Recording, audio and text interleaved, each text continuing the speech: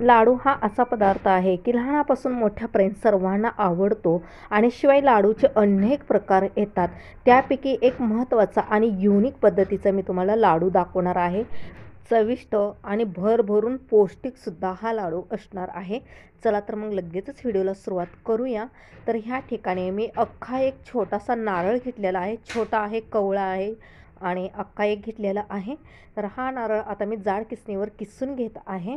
तर अगदी 2 मिनिटाच्या आत हा लाडू तयार होतो. जास्त काही प्रोसेससुद्धा लागत नाही आणि शिवाय लहान मुलांना तर फार लाडू हा आवडतो. तर बघू शकता अख्खा नारळ मी एक किसून घेतलेला आहे. आता त्यानंतर 1 टेबलस्पून साजूक तूप घालूया. तुपाने पौष्टिकसुद्धा होईल आणि स्वादसुद्धा वाढणार आहे. तर आता कढई इथं गॅसवर ठेवलेली आहे बघू शकता. आता छान परतून घ्यायचं आहे.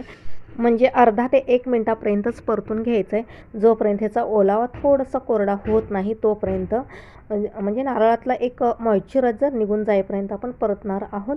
तर बघू शकता अगदी 30-40 सेकंद आपण परतून घेतलेलं आहे.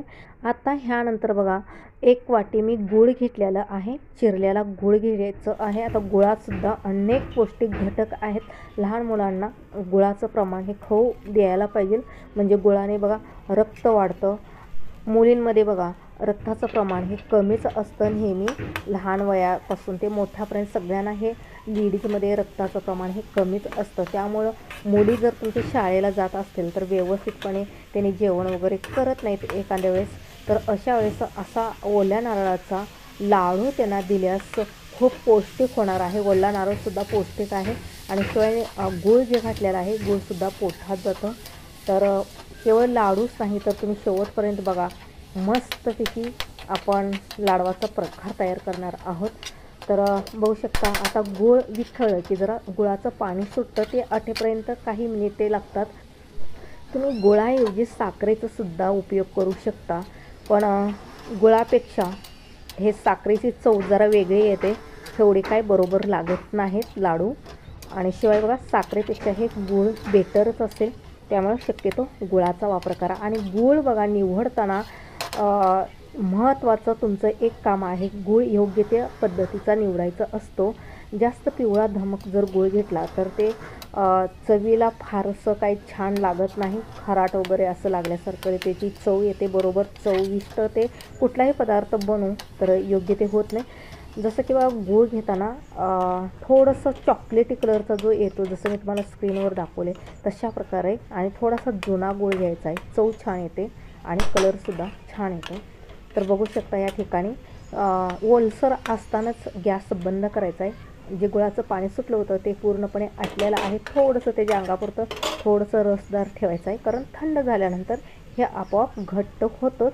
तर आपण गॅस बंद केलेला आहे. एखाद्या प्लेटमध्ये हे काढून घेऊया आणि थंड करायला बाजूला ठेवूया. थंड करायला थोडंसं उशीर लागतं. पंख्याखाली ठेवल्यास लवकर थंड होतं.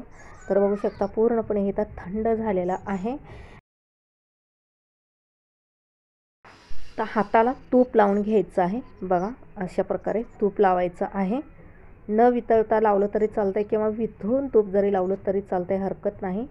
तर जास्तीचं जे तूप आहे ते त्यालाच आपण चिटकूया नारळाच्या मिश्रणला. आता अगदी छोटे छोटे असे लाडू आपण तयार करूया. इझिली गोल होतात. तर बघा हे मिश्रण मी कसं बनवलेलं आहे. बघा एक पावडर तयार केलेली आहे. तर खोबरं एक 3-4 चमचे किसलेले आणि 2 चमचे साखर घ्यायचं आहे. आता हे मिक्सरला बारीक पूड करून घ्यायचं आहे. बघू शकता हे नारळाचा बुरादासारखे होतो. तर ओल्या नारळाचा सुद्धा बुरादा तयार तुम्हाला दुकानमध्ये इझिली अवेलेबल होईल. पण हे आपण लगेचच घरी तयार करू शकतो सुक्या नारळापासून.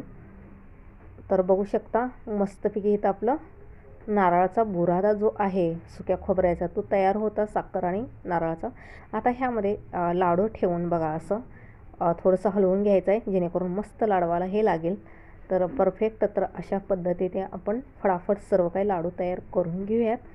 तर हवं असेल तर तुम्ही असे लाडू तयार करू शकता किंवा वड्या थापायचं आहे. एखाद्या ट्रेमध्ये मिश्रण काढलं की व्यवस्थित सर्व बाजूने एकसाथ बघा थंड व्हायच्या आधी हे नारळाचा जो बुरादा आहे ते त्यावरती असं टाकून व्यवस्थित टॅप करायचं आहे. त्यानंतर वड्या पाडायचं आहे. तुम्ही वड्याही करू शकता किंवा लाडूही करू शकता. जो तुम्हाला हवा आहे ते तुम्ही करू शकता. तर परफेक्ट ह्याच पद्धतीने आपण सर्व काही लाडू तयार करणार आहोत.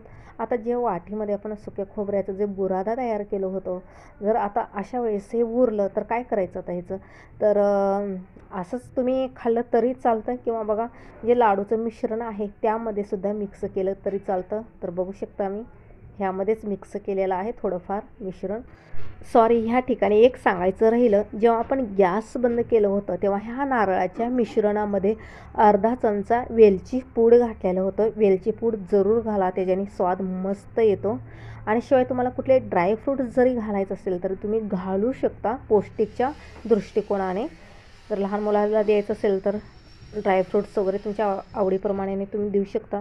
तर बघू शकता या ठिकाणी मस्त असं आपले पौष्टिक लाडू तयार आहेत. तर व्हिडिओ कसा वाटला नक्की मला कमेंट्स करून सांगायला विसरू नका. व्हिडिओ आवडत असेल लाईक शेअर सबस्क्राईब जरूर करा. थँक्यू व्हिडिओ पूर्ण बघितल्याबद्दल. तर बघू शकता एक लाडू मी तुम्हाला असं मस्त तोडून दाखवते आहे. एकदम सॉफ्ट झालेला आहे. मस्त हे चव तर खूपच अप्रतिम झालेली आहे. सुपर लाडू तयार आहे. तर भेटूया लवकरच पुढच्या व्हिडिओमध्ये. तोपर्यंत बाय बाय.